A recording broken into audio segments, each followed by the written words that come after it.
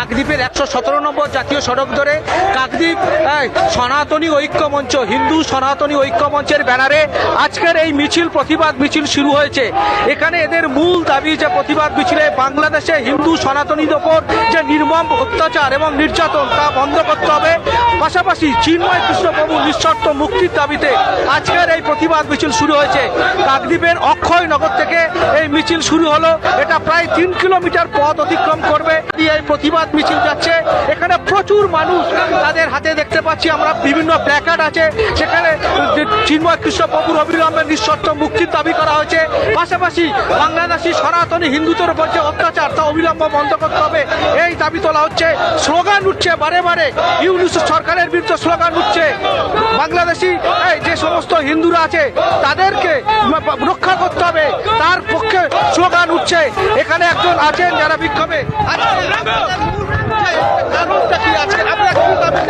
আজকে আমাদের এই মিছিলের কারণ হচ্ছে বাংলাদেশে যেভাবে হিন্দুদের উপর অত্যাচার করা হচ্ছে, তার পাশাপাশি আমাদের দেশের জাতীয় পতাকার যেভাবে অবমাননা করা হচ্ছে, তারই প্রতিবাদে আমরা আজকের কাকদ্বীপের রাজপথে নেমেছি।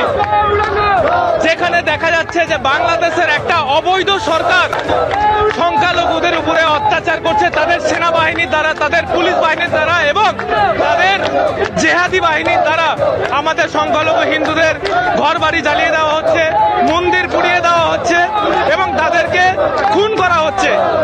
যেখানে দেখা যাচ্ছে আমাদের চিন্ময় কৃষ্ণ দাস প্রভুকে বিনা কারণে তাকে আটক করা হয়েছে।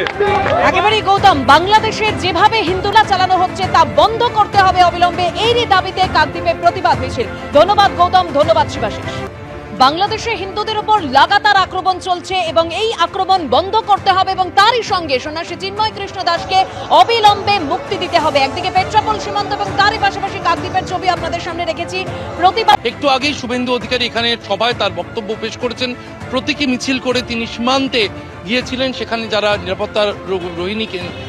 নিরাপত্তা বাহিনী যারা রয়েছেন তাদের সাথে কথা বলেন এবং শুভেন্দু অধিকারী যেমনটা জানিয়েছেন তাতে আজ সকাল 6টা থেকে আগামীকাল সকাল 6টা পর্যন্ত কোনো রকম কোনো পণ্য পরিবহন সীমান্তে হতে দেওয়া হচ্ছে না এবং যদি বাংলাদেশ সরকার নিজেদের সংশোধন না করে, যদি সেখানে সংখ্যালঘু নিপীড়নের যে ছবি দেখা যাচ্ছে, যে অভিযোগ উঠে আসছে তা বন্ধ না হয়, সেক্ষেত্রে আগামী সপ্তাহে টানা 5 দিন এভাবেই পণ্য পরিবহনে বাধা দেওয়া হবে, এমনটাই কিন্তু হুঁশিয়ারি দিয়ে রাখলেন রাজ্যের বিরোধী দলনেতা।